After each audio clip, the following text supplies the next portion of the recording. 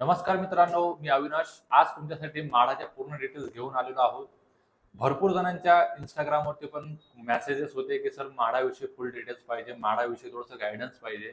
तर आजच्या व्हिडिओमध्ये मी तुमची मॅक्झिमम क्वेश्चनचे आन्सर देणार आहे, जेणेकरून तुम्हाला माडामध्ये कुठं कसा फॉर्म भरायचा सगळ्या बेसिक गोष्टीचं इन्फॉर्मेशन देणार आहे.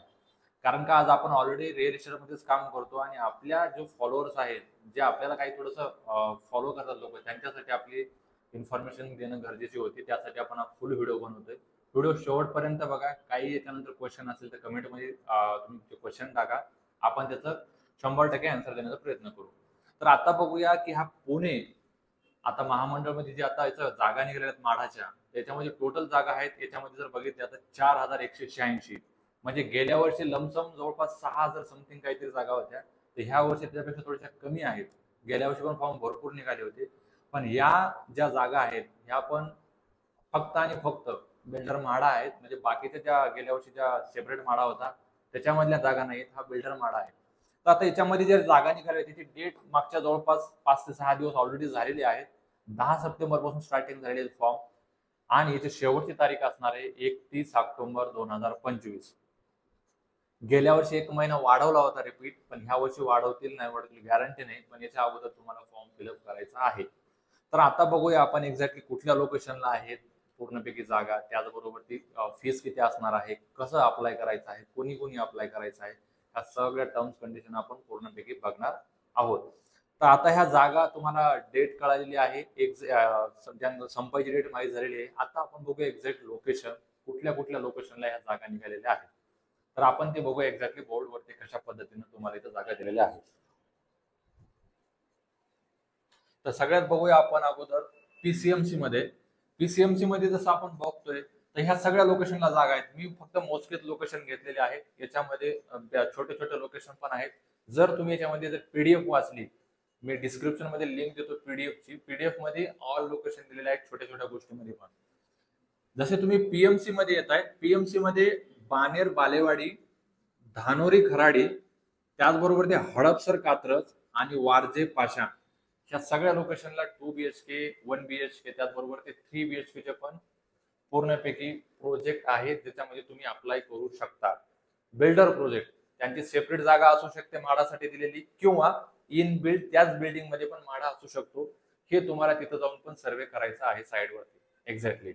त्यानंतर आता ह्या पीएमआरडीए मध्ये जसं तुम्ही जाताय तर पीएमआरडीए मध्ये 2-3 लोकेशन आहेत. जसं सोमाटणी फाटा आहे, मुळशी आहे, त्यानंतर मारुंजी गाव.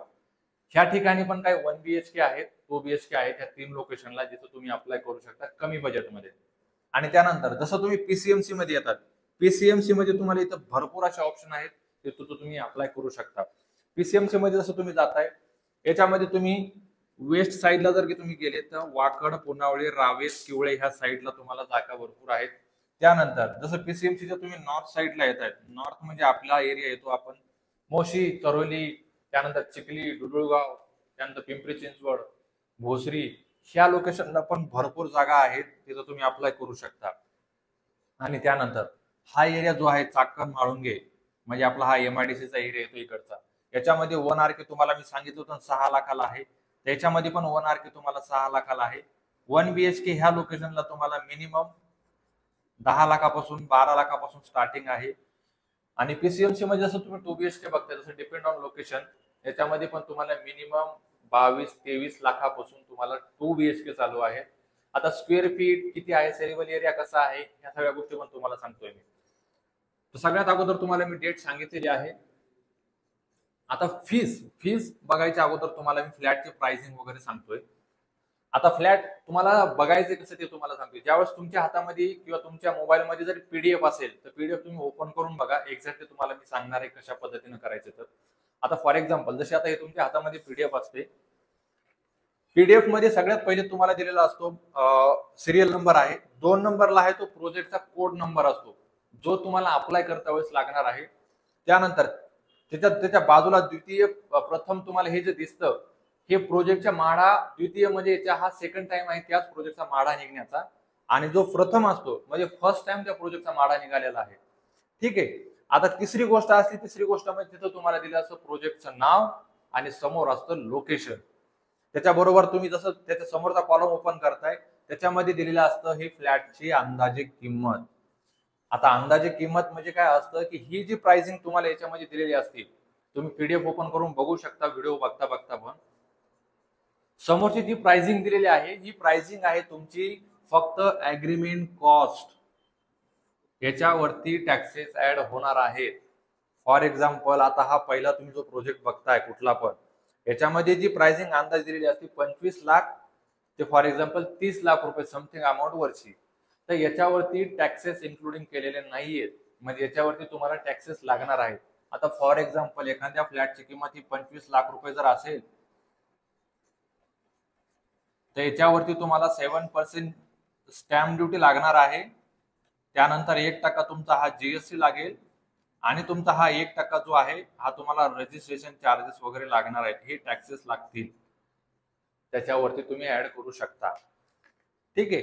त्यानंतर आता याच्या समोरचा जो कॉलम दिसतो तुम्हाला कॉस्टिंगच्या समोरचा, अंदाजित किंमतच्या समोरचा, तो दिसतो की तुम्हाला बांधकामाचं क्षेत्रफळ चौरस मीटर मध्ये, म्हणजे तो एरिया असतो तुमचा सेलेबल एरिया. हा टोटल एरिया दिलेला आहे. सेलेबल एरिया हा तुमचा स्क्वेअर फीट एरिया नाहीये. आणि त्याच्या समोरचा जो तुम्ही कॉलम बघताय त्याच्या समोरचा कॉलम आहे तो असतो कार्पेट एरिया, म्हणजे एक्झॅक्टली तुम्हाला तो फ्लॅट युजेबल किती आहे, आतमध्ये तुमचा युजेबल किती आहे तो असणार आहे तुमचा कार्पेट एरिया. हा कार्पेट एरिया काढायचा कसा, जर सेलेबल एरिया तुम्हाला 30 पॉईंट समथिंग असेल, 30.80 हा स्क्वेअर मीटर मध्ये असेल, याला तुम्हाला मल्टिप्लाय करायचं 10.764 ने, म्हणजे तुम्हाला ऍक्च्युअली तुमचा कार्पेट एरिया मिळेल की तुमचा 2 BHK किती स्क्वेअर फीटचा आहे. आता कार्पेट एरिया तुम्ही प्रॉपर चेक केल्याच्या नंतर तुम्हाला काय करायचं, एकदम लास्टला याच्यामध्ये एकदम लास्टला जो कॉलम आहे तो आहे रेरा नंबरचा कॉलम. याच्यावरती जाऊन तुम्हाला काय करायचं, तुम्ही एखादा फॉर एक्झाम्पल कुठला ना कुठला हा एबीसी नावाचा प्रोजेक्ट शॉर्टलिस्ट केला, याची तुम्ही फ्लॅट प्राइसिंग बघितली, कार्पेट एरिया बघितला, रेरा नंबर बघितला. तर रेरा नंबर कसा बघायचा, तर एबीसी नावाचा हा जो प्रोजेक्ट आहे रेरावरती जाऊन टाकायचा आहे. त्याच्या पूर्णपैकी डिटेल्स तुम्हाला तिथं पण मिळतील रेरावरती, जिथं तुम्हाला अप्लाय करायचं आहे तिथे. त्यानंतर आता हा एक पार्ट राहिलेला आपल्याला हा फीसचा. तुम्हाला कुठून तुम्ही अप्लाय करता तिथून डिपेंड आहे तुम्हाला फीस किती लागणार आहे. जर तुम्ही ईडब्ल्यूएस मधून अप्लाय करताय, हा ईडब्ल्यूएस ची फीस आहे 25,000 रुपये, जी की रिफंडेबल असते जर तुमचा नंबर नाही लागला तर. आणि समोरची जी आहे 708 रुपये ही फॉर्मची फीस आहे विथ जीएसटी. 600 रुपये फॉर्मची फीस आहे आणि 108 रुपये जीएसटी लागतो वरती. हा रिफंडेबल नाहीये, नंबर लागला तरी नाहीये, नाही लागला तरी पण नाहीये. दुसरी गोष्ट हा एलआयजी म्हणजे लोअर इन्कम ग्रुप, त्याला 50,000 रुपये फीस आहे आणि 708 रुपये ही सगळ्यांना कंपल्सरीच राहणार आहे. त्यानंतर एमआयजी वाल्यांसाठी 75,000 आणि एचआयजी हायर इन्कम ग्रुप त्यांच्यासाठी 1,00,000 रुपये ही फीस आहे, जेणेकरून ही तुमच्या टोटल पॅकेज मधून नंतर डिडक्ट होते. ही काय वेगळी द्यायची नाहीये तुम्हाला एक्साइजच्यामध्ये. ठीक आहे. आता ईडब्ल्यूएस वगैरे हे किती इन्कम ग्रुप आहे हे पण तुम्हाला मी सांगतो. हे 6 लाखापासून पुढचं इन्कम सोर्स ज्याचा आहे त्याचा ईडब्ल्यूएस आहे. बाकीच्यांचा पण मी तुम्हाला चार्ट लावून देतो, त्याच्यावर तुम्ही बघू शकता की तुमचा इन्कम ग्रुप काय आहे आणि तुम्ही कसं अप्लाय करायचं आहे. हे डिपेंड असतं तुमच्या इन्कम वरती. तर आता आपण काय करूया, एक्झॅक्टली तुम्हाला डॉक्युमेंट काय काय लागणार आहेत आणि तुमचं रजिस्ट्रेशन कसं करायचंय ते आपण बघूया. आता बघणार आहोत आपण एक्झॅक्टली तुम्हाला डॉक्युमेंट काय काय लागणार आहेत. आणि सगळ्यात पहिले तुम्हाला करायचं असं रजिस्ट्रेशन. पहिलं रजिस्ट्रेशन तुम्ही वेबसाईट वरतून करू शकता. दुसरं आहे माळा लॉटरी, हे ऍप्लिकेशन आहे, याच्यामध्ये जाऊन पण तुम्ही करू शकता. माळा लॉटरीचं ऍप्लिकेशन मधून एकदम सिंपल आहे, तुम्ही तिथून करा मेन म्हणजे. आणि जर नाही वाटलं तर तुम्ही माळाची मी वेबसाईट देतो तिथून करा. माळाच्या 2 ते 3 वेबसाईट आहेत, 2-3 पेजेस वेगळेच दाखवतात तुम्हाला. त्यामुळं housing.mada.gov.in किंवा डायरेक्टली ऍप्लिकेशन आहे माळा लॉटरी, तिथून ऍप्लिकेशन डाउनलोड करायचे. त्याच्यामध्ये पहिल्यांदा गेल्यानंतर सगळ्यात पहिले तुम्हाला डॉक्युमेंटची लिस्ट येते. आता डॉक्युमेंटची लिस्ट तुम्हाला सांगतो काय काय आहे. तर सगळ्यात पहिले तुम्हाला लागणार आहे तुमचा मोबाईल नंबर, जो लिंक असला पाहिजे तुमच्या आधार कार्ड सोबत, हा कंपल्सरी आहे. आणि त्याचबरोबर ती आधार कार्डला तुमचा मेल आयडी एक तुमचा लिंक असणं गरजेचं आहे, कारण याच्यावरती तुम्हाला कंटिन्यू ओटीपी चालू असतात जोपर्यंत तुमचं रजिस्ट्रेशन होत नाही तोपर्यंत. रजिस्ट्रेशन करते वेळेस तुम्हाला ओटीपी लागतो म्हणजे लागतोच, मेल आयडी वरती पण लागतो आणि मोबाईल नंबर वरती पण लागतो. हे दोन्ही गोष्टी पहिले करून घ्यायच्या. त्यानंतर तिसरी गोष्ट लागणार आहे तुम्हाला तुमचं आधार कार्ड. आधार कार्डचं व्हेरिफिकेशन होतं, त्यासाठी ह्या दोन्ही गोष्टी तुम्हाला लिंक कराव्या लागतील. नसेल तर तुम्ही अगोदर लिंक करून घ्या, त्यानंतर बाकीच्या गोष्टी करा. त्यानंतर तिसरी गोष्ट लागते तुम्हाला पॅन कार्ड. पॅन कार्डला पण आधार कार्ड लिंक असणं गरजेचं आहे. त्यानंतरची गोष्ट आहे ती म्हणजे तुम्हाला लागतं, आता जसं तुम्ही मॅरिड जर असाल तर तुमच्या जोडीदाराचं म्हणजे तुमच्या पार्टनरचं पण आधार कार्ड पॅन कार्ड दोन्ही पण लागतं. ह्या दोन्ही पण गोष्टी कंपल्सरी आहेत. त्यानंतर लागणारे तुम्हाला डोमासाईल सर्टिफिकेट. डोमासाईल सर्टिफिकेट हे तुमच्या याच्यासाठी असतं की तुम्ही जिथं राहता तिथला तुमचा ऍड्रेस वगैरे सगळ्या गोष्टी याच्यावरती मेन्शन असतात. डोमासाईल तुम्ही काढून घेऊ शकता. त्याच्यानंतरची गोष्ट आहे तुम्हाला लागणार आहे ती म्हणजे डॉक्युमेंट तुमचा आहे ITR. जर तुम्ही मॅरिड असाल तर तुम्हाला तुमचं पण लागणार आहे, तुमच्या पार्टनरचा पण ITR लागणार आहे. आणि ITR जर नसेल, फॉर एक्झाम्पल आता याच्यामध्ये अजून एक गोष्ट तुम्हाला ऍड करायची, फक्त पुण्यातले लोक जिथं अप्लाय करू शकतात असं काही नाही. महाराष्ट्रातील कुठलाही पर्सन इथं अप्लाय करू शकतो ह्या फ्लॅटसाठी पुण्यामधल्या. आता याच्यासाठी काय काय लागतं, फॉर एक्झाम्पल आता मॅक्सिमम लोक गावाकडे असतात, शेती असतं, इन्कम काय येणार, तर त्यांच्यासाठी इन्कमचा पुरावा म्हणून असतो तहसीलदारचं इन्कम प्रमाणपत्र. ठीक आहे, तुम्ही ते देऊ शकता.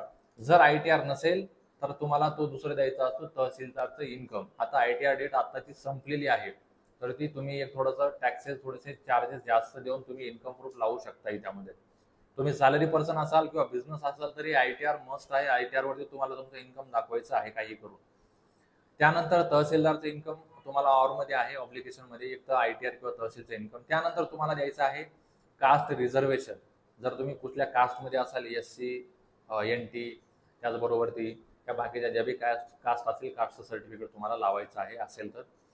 आणि त्यानंतर स्पेशल कॅटेगरी म्हणजे काय असते याच्यामध्ये, की जर तुम्ही फ्रीडम फायटर असाल किंवा स्वातंत्र्य सैनिकाच्या घरचे कोणी असाल, डिफेन्समध्ये असाल, सेंट्रल गव्हर्नमेंटमध्ये सर्वंट असाल, तर त्यांच्या घरातल्यासाठी जो बी काही डॉक्युमेंट असेल ते तुम्हाला इथे द्यायचं आहे.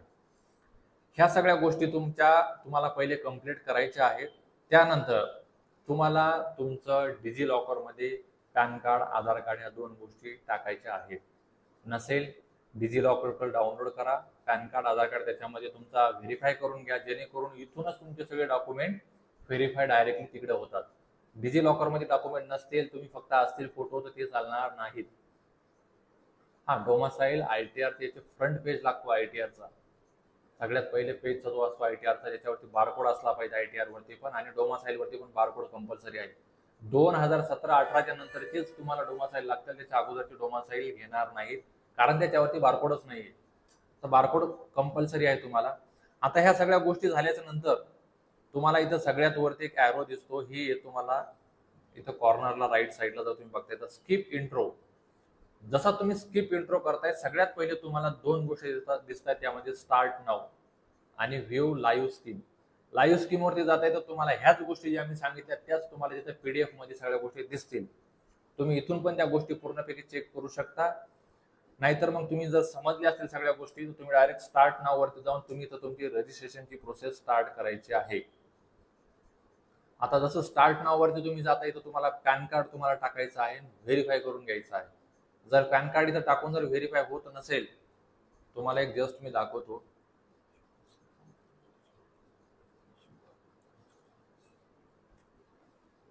इथं पॅन कार्ड टाकल्यानंतर आय एम नॉट रोबोट वरती करा, व्हेरीफाय करा. आता याच्यावरती गेल्यानंतर भरपूर जणांनी तर लॉग इन, पासवर्ड, ID वगैरे ह्या गोष्टी जर सांगत असेल तरी पण काही विषय नाहीये. त्याच्या राईट साईडला पॅन कार्ड आणि OTPचा जो ऑप्शन आहे याच्यावरती क्लिक करायचं. तुम्हाला इथं तुमचा पॅन कार्ड टाकायचं, याच्यावरती तुमचा जो मोबाईल नंबर लिंक आहे त्याच्यावरती OTP येईल आणि इथून पुढची तुम्हाला प्रोसिजर चालू करायची आहे. इथून पुढे गेल्यानंतर तुम्हाला फक्त 3 गोष्टी लागणार आहेत. इथं तुमचं लागतं पॅन कार्ड, आधार कार्ड व्हेरीफाय होऊन जातं डिजी लॉकर मधून. इथं फक्त 2 गोष्टी तुम्हाला ऍड करायच्या. एक सगळ्यात पहिली गोष्ट ऍड करायची तुमचं डोमासाईल सर्टिफिकेट, आणि तिसरी गोष्ट तुम्हाला याच्यामध्ये ऍड करायची ती म्हणजे तुमचा ITRचा फोटो.